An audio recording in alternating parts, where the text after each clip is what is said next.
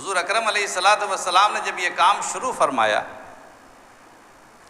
تو آپ کے اس کام کے شروع ہونے کے بعد بے چینی شروع ہو گئی، اضطراب، کافی ہنگامے، فساد، ظلم اور ستم۔ لوگوں نے لالچ دی اور ڈرایا بھی، دھمکایا بھی، لیکن کوئی لالچ آپ کو اپنے راستے سے ہٹا نہیں سکی۔ تمام بڑے بڑے مکہ کے بڑے بڑے رئیس اور دولت مند لوگ آئے تھے حضور اکرم علیہ الصلوۃ والسلام کے پاس، خاندان کے بزرگ بھی موجود تھے، ان کے سامنے میں یہ بات رکھی کہ اے محمد صلی اللہ علیہ وسلم، آپ نے جو یہ کام شروع کیا ہے اس کام کو چھوڑ دیجیے۔ اگر آپ کا مقصد اس کام سے یہ ہے کہ پورے عرب کی سرداری آپ کو مل جائے تو ہم سب بے اتفاق رائے آپ کو ہم سردار تسلیم کر لیتے ہیں، مگر اس کام کو چھوڑ دیں۔ اگر آپ کا مقصد یہ ہے کہ آپ یتیم ہیں، آپ کے پاس پیسے نہیں ہیں، عرب کی ساری دولت آپ کے پاس جمع ہو جائے تو ہم دولت بھی دینے کو تیار ہیں۔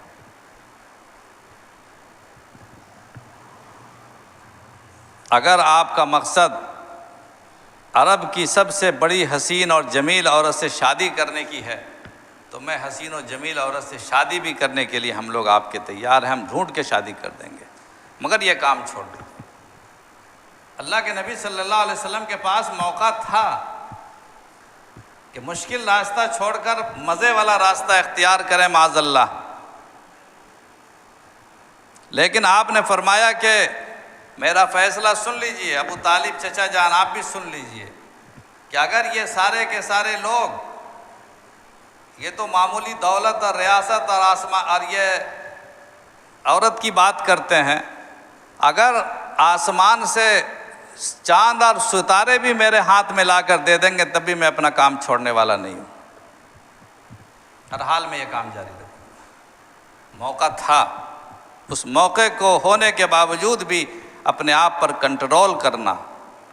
اور اپنی طاقت کو صحیح موقع پر استعمال کرنا، یہ ہے صبر۔ اگر یہ نہیں ہے تو آج کے نوجوان کل کافروں سے بدتر ہوں گے، اور ضرورت ہے آج کے جوانوں کو کنٹرول میں کرنے کے لیے۔ دولت اور طاقت زمین کے خزانے، زمین کے اندر سے سارے خزانے نکل رہے ہیں، اور جو